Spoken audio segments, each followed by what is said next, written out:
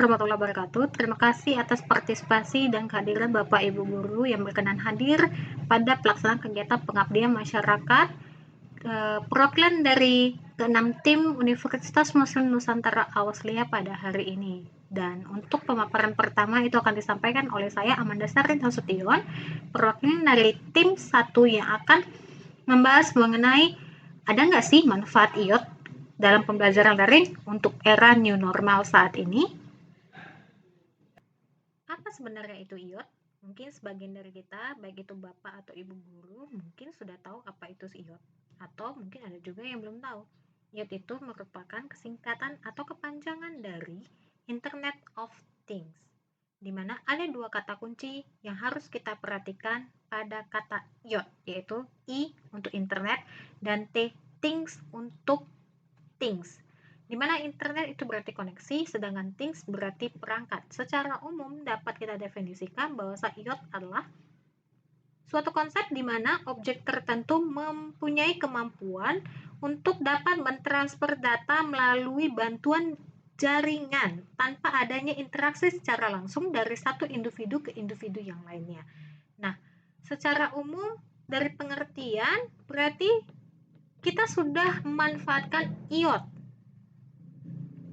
dari sebelum tahun 2020. Kita memanfaatkannya yang paling sering yaitu untuk saling bertukar komunikasi. Kita sadari kita sudah memanfaatkan IOT dengan menggunakan fitur chat untuk saling bertukar komunikasi, untuk saling temu kangen tanpa adanya fasilitas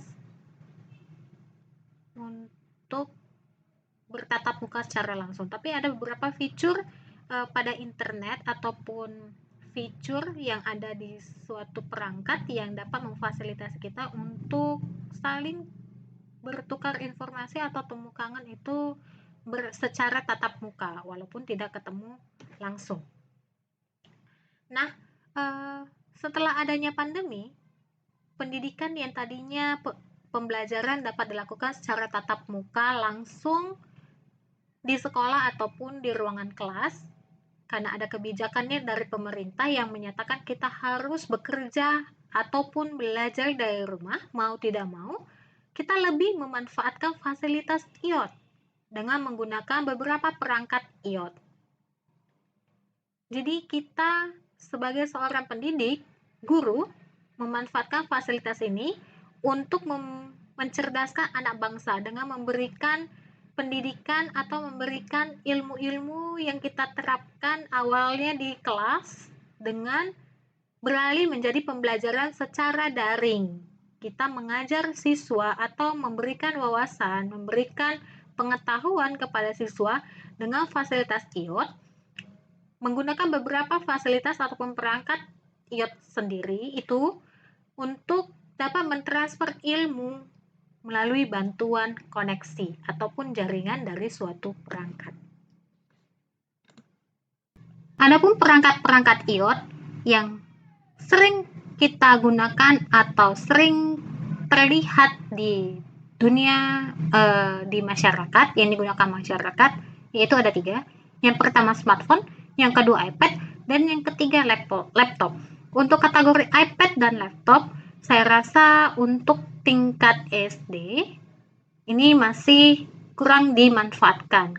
Berbeda dengan smartphone.